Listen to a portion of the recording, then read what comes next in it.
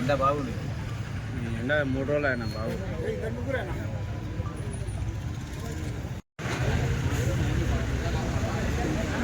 1994 సంవత్సరంలో వర్గీకరణ ఉద్యమం ప్రారంభమైంది.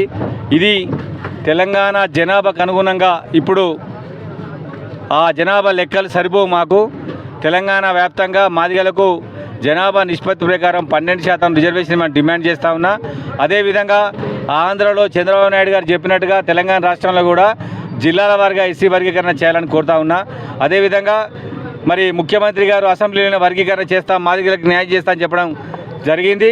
వారికి ఇంకొక రిక్వెస్ట్ చేస్తూ ఉన్నా, ఇప్పటి వరకు జరుగుతున్నటువంటి ఉద్యోగ నియామకాలలో మాదిగలకు న్యాయం చేయాలని, అప్పటి వరకు ఉద్యోగాల నియామకాల ప్రక్రియని భర్తీని ఆపమని కూడా ముఖ్యమంత్రి గారికి నేను విజ్ఞప్తి చేస్తూ ఉన్నా. అతి త్వరలో కమిటీ వేసారు కాబట్టి అతి త్వరలో వర్గీకరణ ఇష్యూ కూడా అయిపోతుంది. మాకు 12% రావాలి.